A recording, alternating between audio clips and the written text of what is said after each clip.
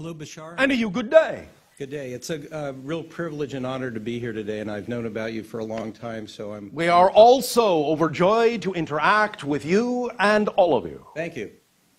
I could use your help on something that I have been obsessed about for the last 10 years. All right, but it sounds more like you could use your own help, but go ahead. Well, your help in helping me to help myself. All right, thank you. All right. I've been somewhat, I have been obsessed with the subject of Nibiru and the approach of this planet towards the Earth. And all right. And when you say obsessed, define that. Positive, negative, fear-based, joy-based? Well, that's part of the question. I would say my intent is to be positive. Your intent is to be positive, but your behavior doesn't follow? The feedback I get from some people is not positive feedback. Such as, for example? Oh, I don't want to hear that. Oh, you don't know what you're talking about. Or, oh, all right. Why are can you you so allow negative? them? Can you allow them their perspective? Yes. And can you understand that in their reality, their perspective may actually be representative of their reality? Absolutely. And do you understand that you all are different parallel realities and that whatever you vibrate on, whatever frequency you vibrate on is what you're going to experience? Yes. So what do you prefer to experience with respect to the idea that you have called Nibiru? To help people to understand what is going on. What does that mean? That means to... what is going on is only going on in your reality. Well, physically. Yes, physically. It's only going on in your reality. Let me explain something very clearly. All right. When we talked about the idea of each of you being your own reality, this was not a metaphor. We mean it literally, physically. You are each your own discrete, distinct, parallel universe. Completely, utterly, totally different universe from each other. Utterly, physically, really, literally. So, what do you prefer in your parallel universal reality with respect to your relationship to that concept?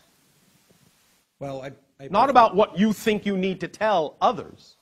What do you, in your personal relationship, want to experience with respect to this concept that you've been introduced to? I want to experience freedom. All right. And, greater enlightenment within myself. Right. And that will allow you to simply do what? To enjoy my life. Then why not just simply enjoy your life? And forget about the idea of Nibiru. Okay, it hadn't occurred to me. Well, there you go. Glad we could provide a different perspective. First of all, understand that for most of you, even though there is some physical reality to this idea, it is mostly in your time frame metaphorical. That physical planet will not in any way, shape, or form be perceived physically by any of you in your lifetimes. Oh, okay, well... Therefore, what you're discussing is your energetic and metaphorical connection to that idea, in the same way that you discuss energetic and metaphorical connections to any planet when you talk astrologically, so to speak. These are just reflections of ideas going on in your consciousness. It doesn't control you, it reflects you, so that you have another tool, another permission slip to learn more about yourself. All tools, all techniques, all knowledge is just permission slips to allow you to give yourself permission to be more of who you are. If that permission slip works for you, fine. Doesn't necessarily have to work for someone else.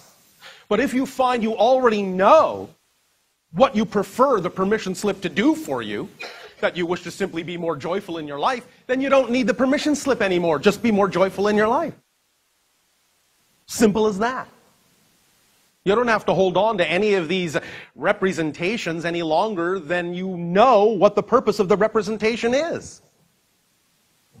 Make sense? Yes. Does this help you?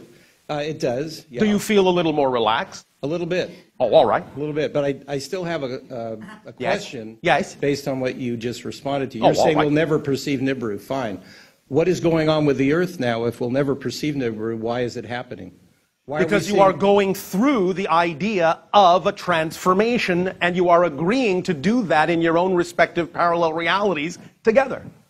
So the idea is that because this is the age, I'll just lump it all together, the age of awareness and transformation, you are connecting to any symbol at all that represents the idea of change from darkness to light. That being one of them.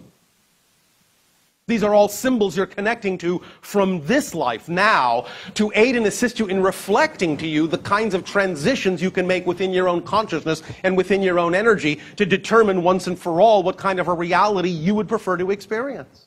And remember that when you change, any of you, and all of you, you're actually shifting to another parallel reality that is more representative of the change you made. You will never actually change the earth you're on right now, or anyone on it.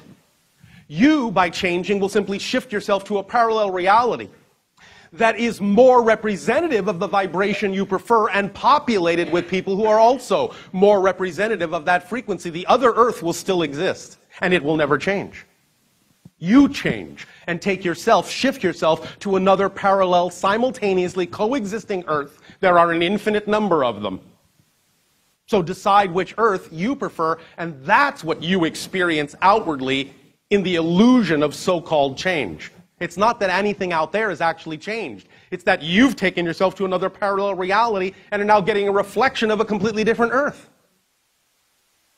Make sense? Yes. Does that help you? Yes. All right, have fun. Thank you.